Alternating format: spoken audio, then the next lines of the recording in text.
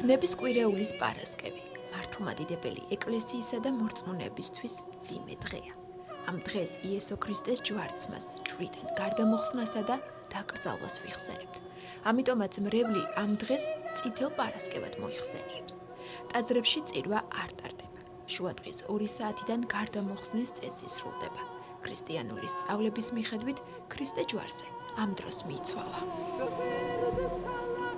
დღეს ჩვენთვის განკაცებული მაცხვარი ადამიანებმა ჯვარს აცვეს. ერთის მხრივ ეს არის, რა თქმა უნდა, ტკივილით სავსე და გლოვის დღე, სულიერი გაგებით, გამ ამავე დროს ეს არის სიხარული, ნუგეშის და სინანულის დღე, იქიდან გამომდინარე, რომ მაცხვარმა თავისი ჯვარზე მსხვერპლის გაღებით აღასრულა უდიდესი საიდუმლო კაცობრიობის ცხოვრებაში, ანუ ადამიანები გამოიხსნათ ცოდვის ტყვეობისაგან. ამიტომ იმ მწუხარებასთან ერთად და იმ მოვლენის გახსენების საფუძველზე, რასაც მაცხვრის ჯვარცმა ეწოდება, რაც კაცობრიობამ ჩაიდინა, მეორე მხრივ მორწმუნეებისათვის ეს არის სინანულის, უფლის სიყვარულის და იმედის დღეც. შეუძლებელია ეს განცდა, ესე ვთქვათ, რაც ნებისმშვიდეულს ახლავს, თანაგანცდა უფლის ნებისა არ განიცადოს ადამიანმა. და ძალიან ზოგადად ამაღელვებელია ყველანაირად. სრულებით არაეკლესიური ადამიანებიც კი ვამჩნევ, რომ ესწრებიან ხოლმე ამსახურებას. ქრისტიანისთვის ალბათ ყველაზე დიდი დღესასწაული და ყველაზე დიდი და ალბათ დღევანდელი დღე ყველაზე ემოციური, ყველაზე ტკივილიანი, ყველაზე სევდიანი და აი ჩემ პატარასთან ერთად პირველად მოვედი გარდამოხსნას დღესასწაულს პირველად დაესწრო და ალბათ ყველა როგორც ყველა ჩვენ ძალიან ემოციური მივდივართ აქედან, მაგრამ ველოდებით აღდგომის ბრწყინვალე დღესასწაულს კვირას.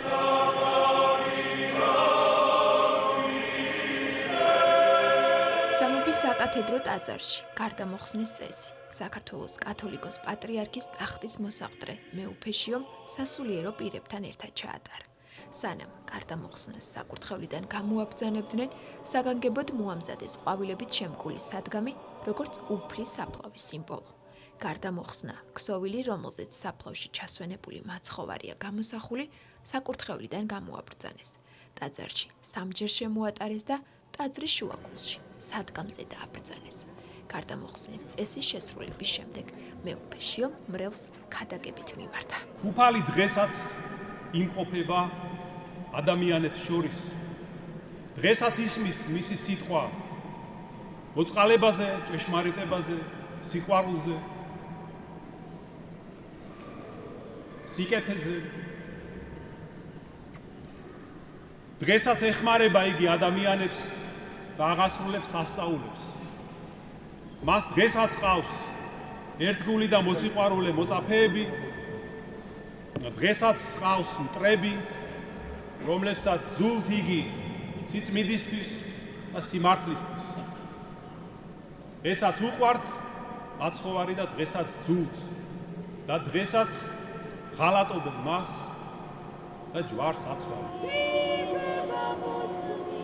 გარდამოხსნის წესის შემდეგ სამების საკათედრო ტაძარში ტრადიციულად იესო ქრისტეს დატირება შესრულდა. დავით გურამიშვილის ლექსზე ვაი რა კარგი საჩინო შექმნილ საგალობელს 4 ათეულ წელზე მეტია პატრიარქის ლოცვა კურთხევით ტრადიციულად მგალობელი ნაირა ნაჩხატაშვილი ასრულებს. მრავალი წელია უკვე რაც მე გალობ, ყოველდღიური წირვა ლოცვა რომ დაიწყო, იქედან ეს იყო 1979 წელი. უწმიდესმა მოისურვა რომ ამ მძიმე დღეს, ქრისტეს ჯვარცმის დღეს შექმნილიყო კაი საგალობელი, რაღაცა დავით გურამიშვილის ტექსტზე და მე მომიწია და გავიდა უკვე აი ამდენი წელი, უკვე 46 თუ შეიძლება რიცხვიც კი უკვე ამერია. და ვფიქრობ, რომ უფალმა მოისურვა ის, რომ ამდენი წელი მე მეგალობა ეს წარეტკივილი, ეს დიდი წამების ეს ეპიზოდები მე მეთქვა, რისთვისაც მადლობ უფალს. ეს დიდი მადლია ჩემთვის და დიდი პასუხისმგებლობა. ხვალ ნებისმშვიდეულის შაბათს საღამოს ტაძრებში სააღდგომო ლიტანიობა ჩატარდება. ქრისტიანები ერთმანეთს მიულოცავენ მაცხოვრის ბრწყინვალე აღდგომას. ქრისტე აღდგა.